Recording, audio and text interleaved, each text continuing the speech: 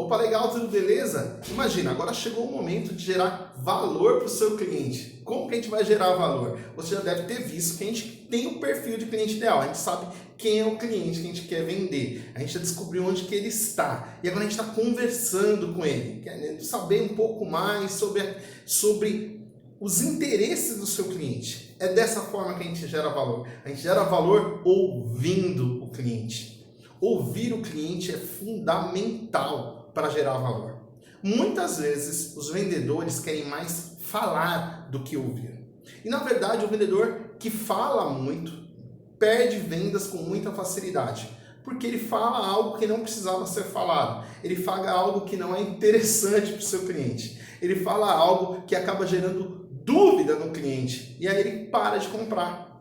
Quando ele gera essa estrelinha aqui que fala, nossa, isso daí eu preciso pensar melhor. Acabou a venda. Por isso que na hora de vender, despertar o interesse, despertar o desejo do seu cliente é fundamental. Para despertar esse desejo, a gente precisa voltar na etapa anterior, que é de sondagem, levantamento de necessidade, de perguntas. E eu vou te dar aqui perguntas valiosas que só a alta performance em vendas conseguem fazer para os seus clientes. Para fazer essas perguntas, você já precisa estar no nível do rapport. Tem um vídeo falando sobre rapport, eu não vou entrar nesse vídeo, nessa questão aqui sobre o rapport, mas você precisa estar ali em fluxo com o seu cliente. Ele já precisa te reconhecer como autoridade.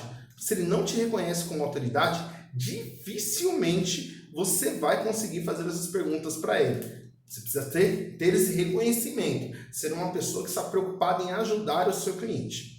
Isto posto, vamos para as perguntas. Quais são as perguntas, Vanderlei, que eu preciso fazer para poder gerar valor para o meu cliente, gerar desejo, despertar o desejo nele lá na frente? Você precisa saber o que ele espera do seu produto ou do seu serviço. E você vai perguntar para ele, Dr. João, explica aqui, o que o senhor está esperando de resultado quando comprar o nosso produto ou o nosso serviço?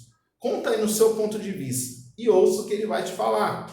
E depois que você descobre o que ele espera, você vai perguntar como. E como que o senhor quer que a gente entregue isso para o senhor?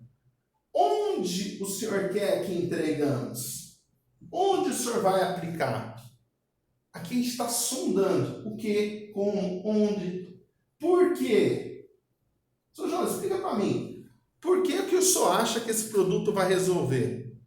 Por que o senhor acha que esse problema é uma prioridade? Por que o senhor acha que a sua equipe não está conversando com você hoje? Por que você acha que esse sapato vai ficar bonito na festa? Por que você quer o sapato quadrado e não quer o bico fino? Por que você quer o vestido longo e não o vestido curto? Por que você quer a camisa social e não a camisa esporte? Entenda o porquê. Por que ele está comprando de você? Por quê, o que, onde, como, quando? Quando o senhor espera receber esse produto ou serviço? Quando que o senhor espera utilizar? Quando o senhor vai na festa com ele? Qual é a data? Quando? Tem um número aqui, uma data. E você está levantando aqui perguntas, levantando necessidades.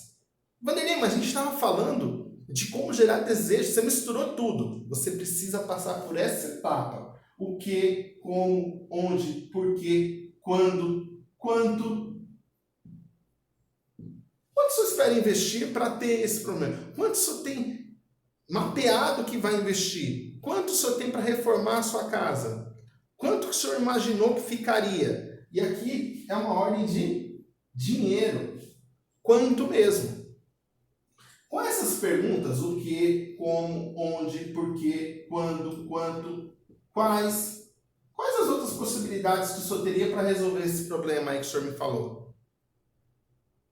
Quando você faz essas perguntas aqui, o que tem de comum em todas essas perguntas que eu te falei? Elas são perguntas abertas. Elas são perguntas que fazem o seu cliente pensar. Elas são perguntas poderosas que apenas os especialistas conseguem fazer, porque essas perguntas geram conexão com o seu cliente. E tudo que ele fala pode ser usado contra ele para levantar o desejo, para despertar o desejo. Quando você pegou todas essas informações para despertar o desejo, você vai utilizar as informações que ele te passou no seu discurso de venda. Imagina que você está fazendo aí você tem um buffet, e aí a pessoa falou, olha, eu quero um buffet térreo, por exemplo, porque tem a questão da segurança, é uma festa que vai ter muitas crianças e eu não quero escada. Como que você gera valor? Utilizando essa informação. Então lá na frente, quando você estiver mostrando o seu salão de festas, o seu buffet, as imagens do seu buffet, você vai relembrar esse tópico que o cliente falou para você. E ó, Dona Maria, como a senhora falou, o nosso salão não tem escadas, porque a gente preza pela segurança das crianças aqui. Então, da sua mesa, você vai conseguir ver aonde que está o seu filho brincando por todo o nosso espaço, sem escadas. E nisso você gera valor, porque foi o que o seu cliente falou. Mas agora você está colocando as palavras dele dentro da sua apresentação de vendas. Quando você falar aqui, ó, qual é a data, quando ele espera, por exemplo, o senhor João, o senhor espera que eu entregue o computador para o senhor até sexta-feira. Fique tranquilo, nós vamos conseguir entregar no prazo de sexta-feira. Para isso, para que a gente entregue no prazo de sexta-feira, é necessário que o senhor tome a decisão hoje, porque senão tem a questão de transporte, e isso vai dificultar atender o prazo que o senhor me pediu.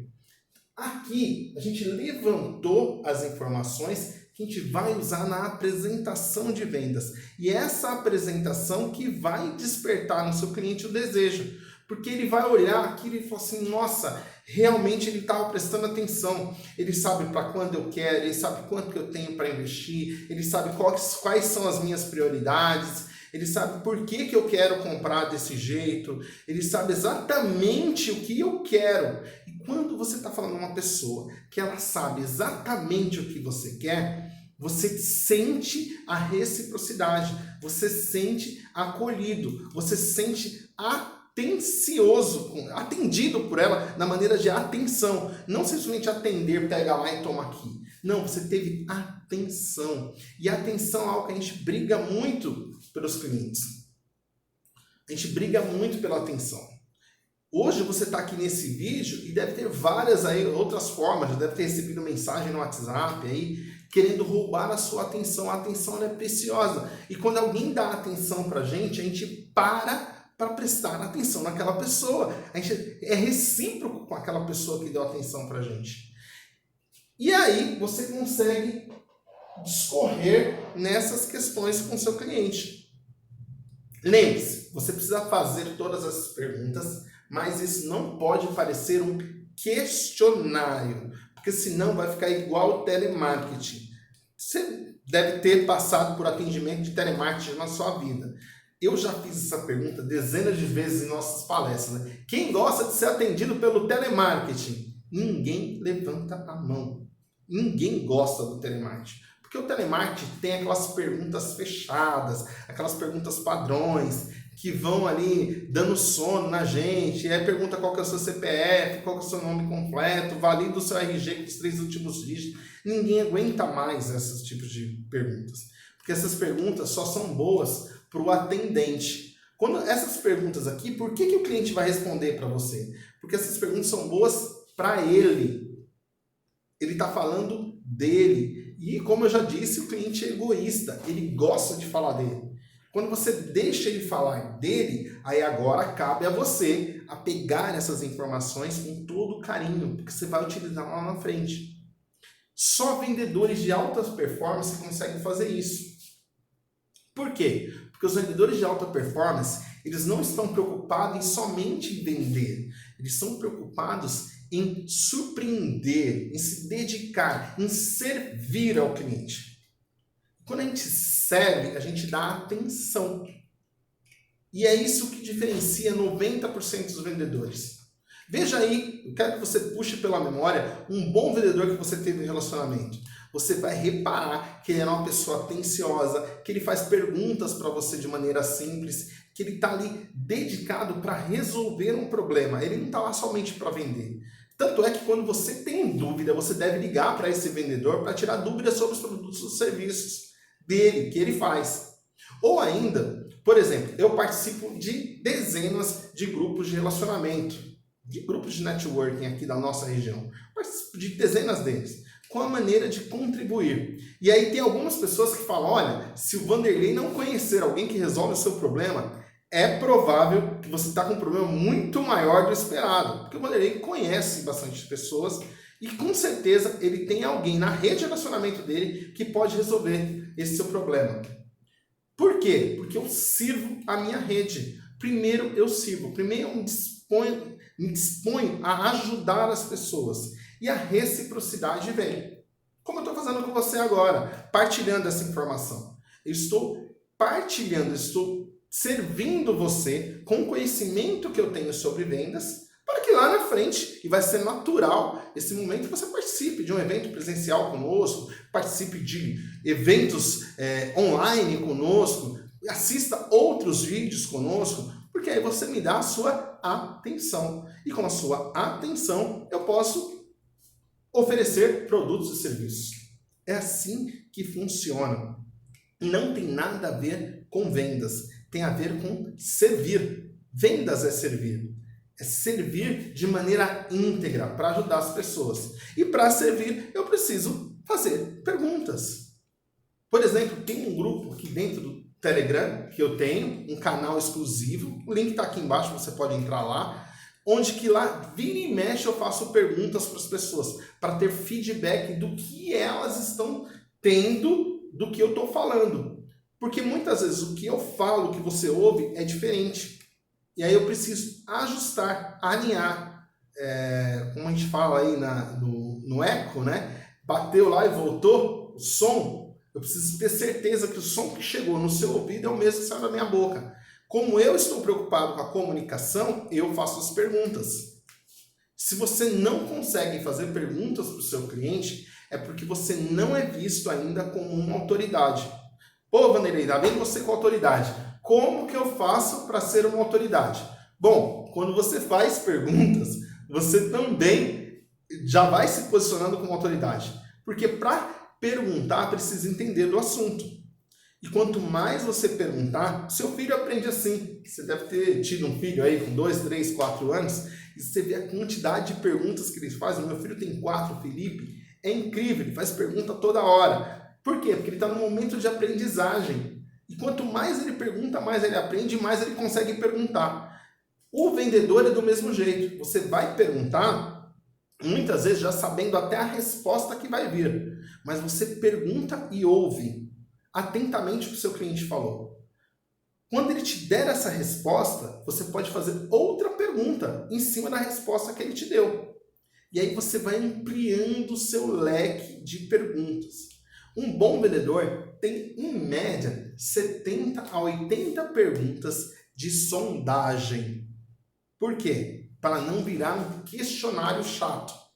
Aquele questionário que parece que você está fazendo entrevista com o seu cliente. Nome, endereço, não é isso que a gente quer. Então, quando você tem essa variedade, essa diversidade de perguntas, imagina uma pessoa que, vamos pegar aqui um esporte, uma arte marcial. Tem lá diversos golpes, né? Eu, quando era pequeno, fui fazer capoeira. Então, tem diversos golpes lá na capoeira.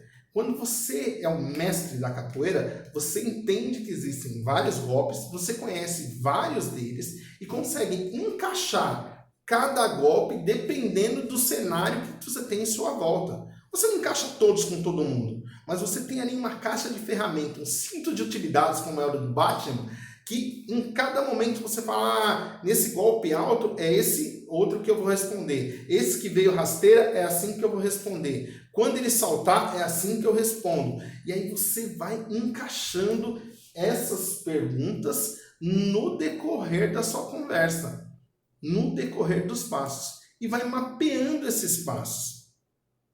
Vanderlei, como que eu mapeio os passos? Vamos lá. Vou descer até um pouco mais aqui. Como você já sabe quais perguntas você tem que fazer, você vai entender que existem etapas.